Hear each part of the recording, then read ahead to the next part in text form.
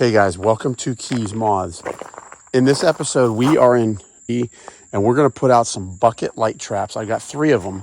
So what we're going to do is we're putting these out and we're going to talk a little bit about placement of the traps, and we're going to show you what the results are in the morning. We'll come back and check these out tomorrow. This is a 20 watt black light bulb.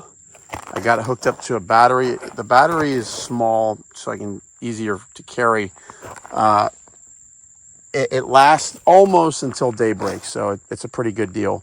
This is the 20 watt bulb. The other 2 traps I have are actually 15 watt, and they last all night on the same battery. So guys, we're going to, basically what we're doing is I've got 3 of these traps. There's a dirt trail that cuts through the hammock. And what I'm doing is I'm putting them off to the side so that they don't get run over if somebody were to open the gate and come through and drive through. But they're exposed enough where moths that use this as a natural flight path are going to be able to see them. So we're gonna set the traps up, and let's get to business. All right, guys, light trap placement 101. Lots of mosquitoes, lots of no-see-ums. There's plenty of bugs going on here, y'all.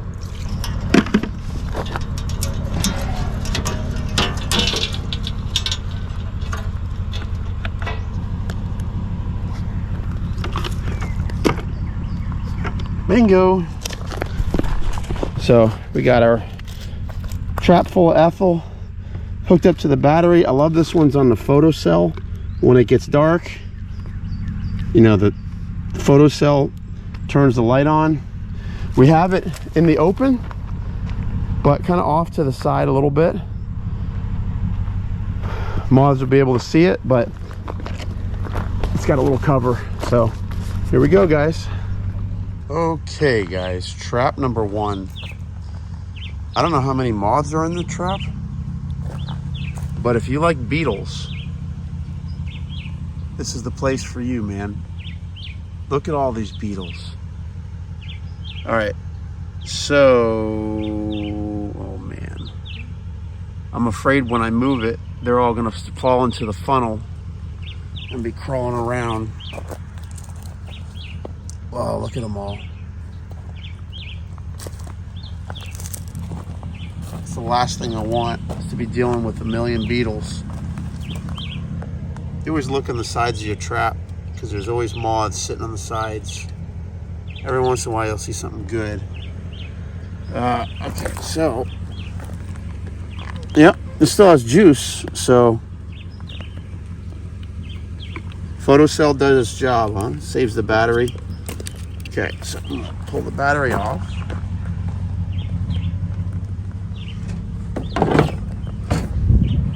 Now, we're gonna see how our little sponge wicks do. We wanna see what the insides of the trap look like. And what I'm gonna do is I'm gonna carefully take the springs off. Oh, no.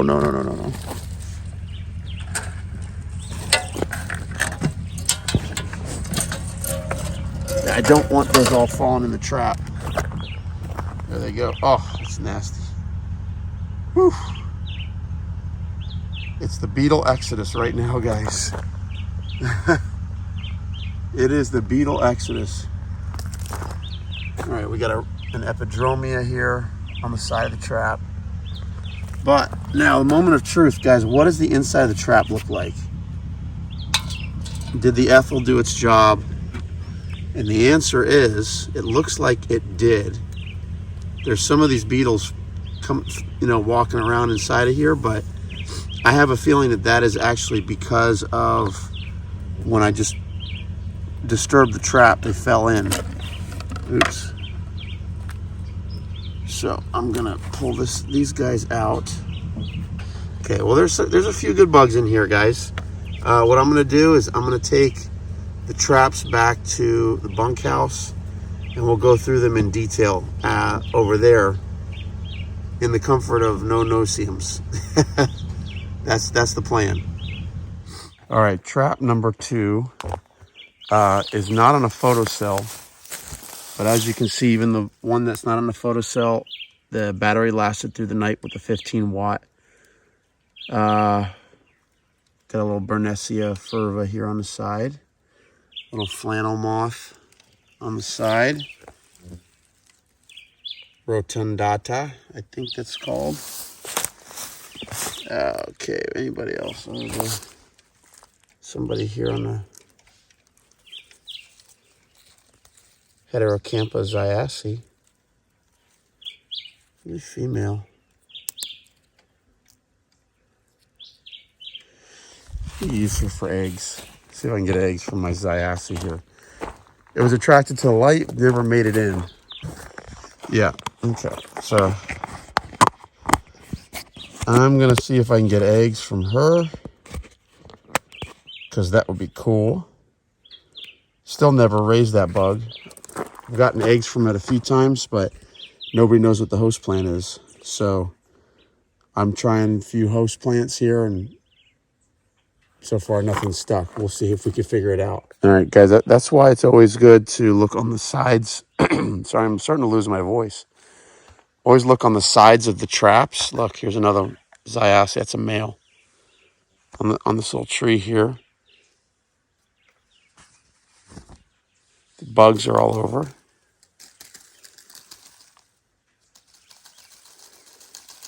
Wow. But little zyace male, Heterocampa. Are you showing me what your host plant is? Okay, anybody else on there? No. Let's see. Anybody come to land over here? Oh yeah, there's a little Peralid. Let's see.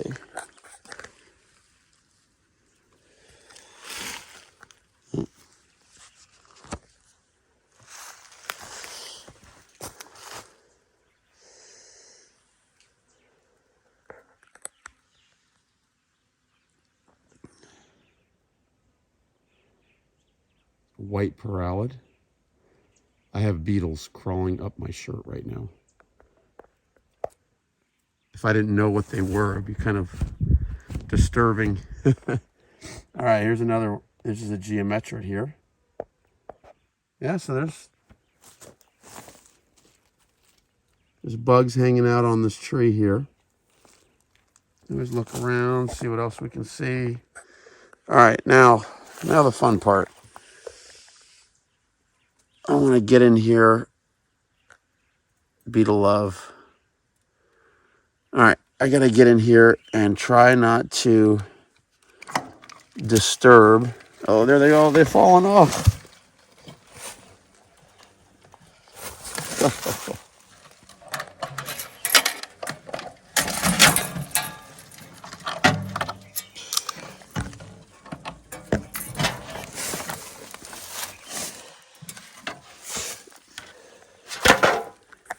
Yeah, that's what I was afraid of. As soon as you disturb the thing, they all fall. And they fall right into the can. So instead of having a can full of dead bugs, you have a can full of buzzing little monsters. But anyway, we'll let them... Come on, get out of here. Get off my lights. Yeah. Okay, one of the things I wanted to look at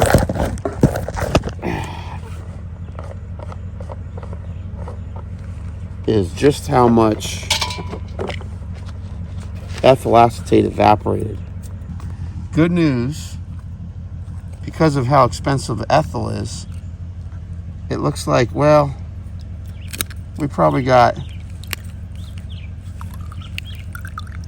little bit more than half a can evaporated. Maybe, yeah, we still got 2/3 in there. So that's good. That means, you know, I'm not blowing through the stuff like crazy. If it's more windy, if it is more windy, the ethyl acetate will go faster. And if it's warmer, it goes faster. It's pretty warm. So always save your extra ethyl and waste not, want not, right guys? Okay, so here's the difference with this one. This is our 20 watt bulb. No photocell on this ballast. And as you can see, it's off. It was on last night when I went to the cabin to get some sleep at 11:30 or so. I don't know when it went off. It was off when I drove in this morning around 5:45 in the morning. So it did not last through the night. You know, I don't know when it went off. So I might have to just get a bigger battery for this one. But it doesn't have all those annoying beetles on the side of the panes here. So I'm just going to unclip these. I got to recharge. So these are the batteries we're using here, guys. 20 amp hours. You know, they're not... It's good for the 15 watt bulb. It lasts. It looks like it's perfect. And they're nice and lightweight too. I mean, you can carry this around no problem. The bigger batteries that I used to use, they were a real pain. They're heavy, you know. So I just might have to use one of the heavier ones for the 20 watt because it doesn't seem like it's getting it through the night. So let's see if there's any goodies in here for us today. Oh yeah. This is actually probably our better trap of the three. Let's see. Plenty of ethyl in the cans. If you like cicadas, we got plenty of those. Yeah, there's not a whole lot, guys, but there's more moths in this trap than there was in the other two. So, like the others, we're going to take it back to the bunkhouse and we'll sift through it and see what kind of goodies are in here. All right, time to check our traps here, guys.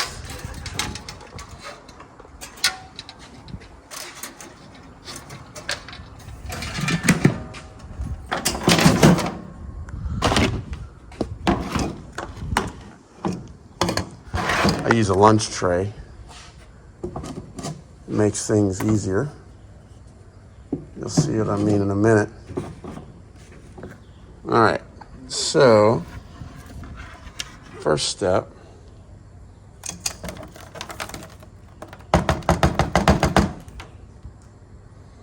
All right, so now what I'm going to do, I'm actually just going to go through and pick out the moths.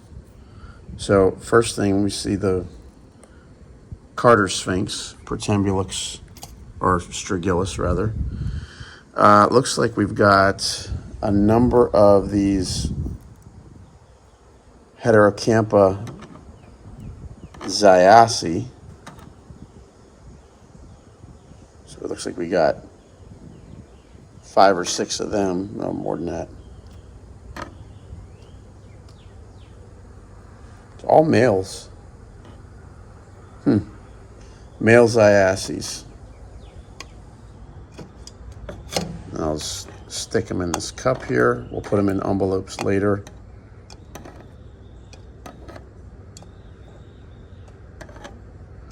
Now, in the keys, we have a few of these Epidromia species. And this one, I believe, is Rotundata. And it's a very common moth down here in the keys.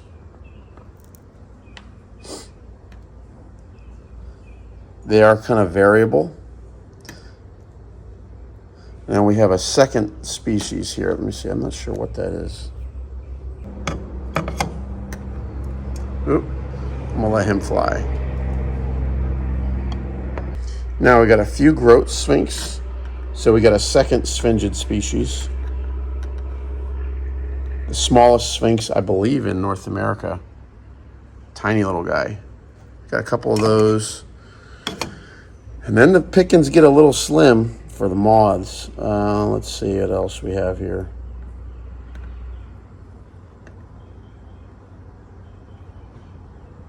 Not sure. This one here is a Girva. This is a carpenter worm moth. And then, of course, we've got plenty of flannel moths. Those things are always present. All right, now this one, this is actually a parallid that I've only seen on Big Pine Key and No Name Key. Never seen it in Key Largo. So whatever this is a lower keys species. And you know what, you would expect to find some species that are a little bit unique down here because the plant life is unique. So that's kind of cool when you get unique stuff. So we'll definitely send him up to the university. We got what looks like a couple deltoids. Got a few other parallids. We got some of these Bernessia furva. Got a few of those. They're a little on the worn side.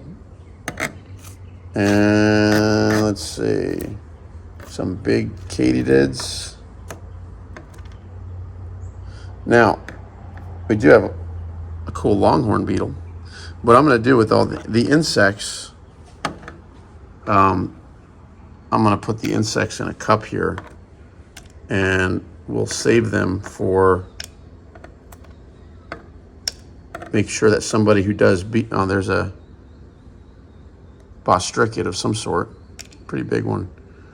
Somebody that does beetles and stuff can have a look at these and give me identifications on them. Like a true bug, like a helmet bug almost. And that's it. And I'm really not interested in the cicadas. I'm sorry, katydids.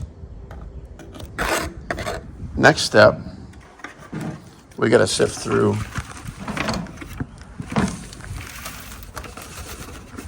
the bottom of the bucket. Now, this is always the interesting part because it's a lot of dead little bugs, and you got to be real careful because there's almost always a few little gems inside of this, so you got to kind of look through it carefully. I actually go through it section by section to make sure I don't miss anything.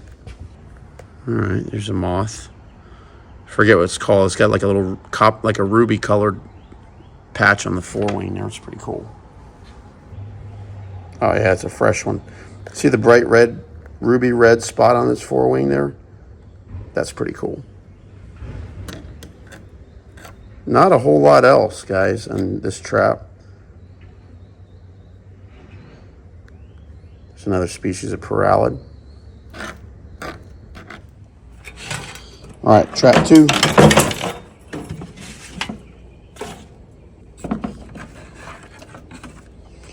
Trap 2. Not too much happening here, boys and girls. Okay, couple things. We have a Pluto Sphinx, nice fresh one, which is pretty cool. Where I saw some things. This is a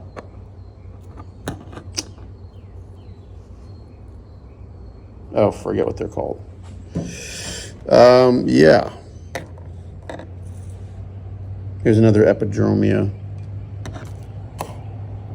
These Bernessia furva, they're kind of cool. They have they're variable, and some of the forewings have these little silver spots on them. So pretty neat to get the variation going there.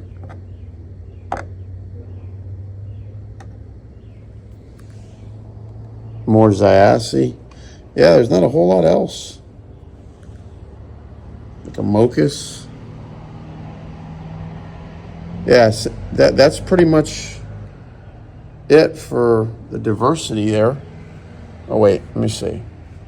Before I say that, let me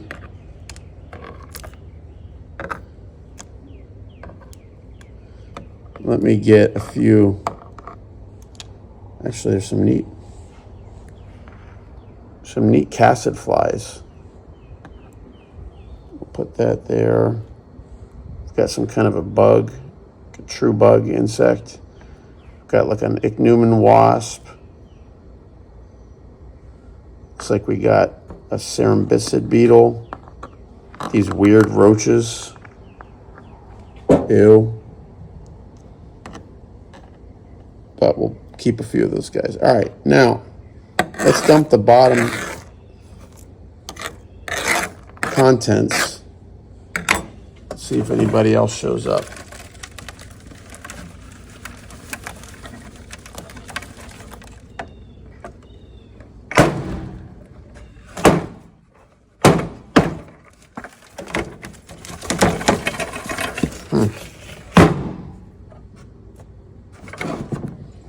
Okay.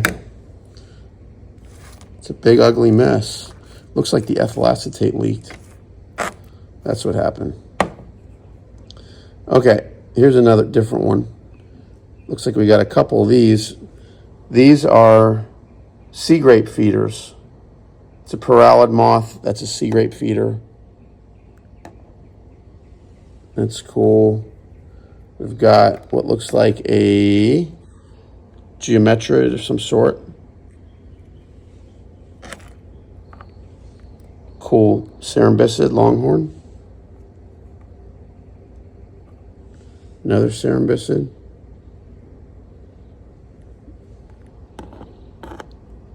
Forget that thing's name. Yeah, it looks like that's about it. I don't see anything too exciting. If I see something exciting, I'll show you guys.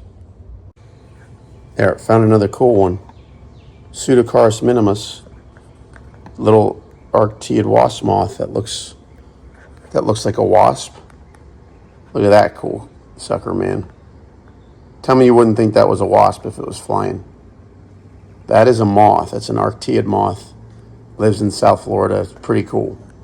Okay, guys, final trap, number 3. We've got a little epidromia here chilling on the side. Peace out, dude. All right, let's see. Oops, forgot to unclip those. Now,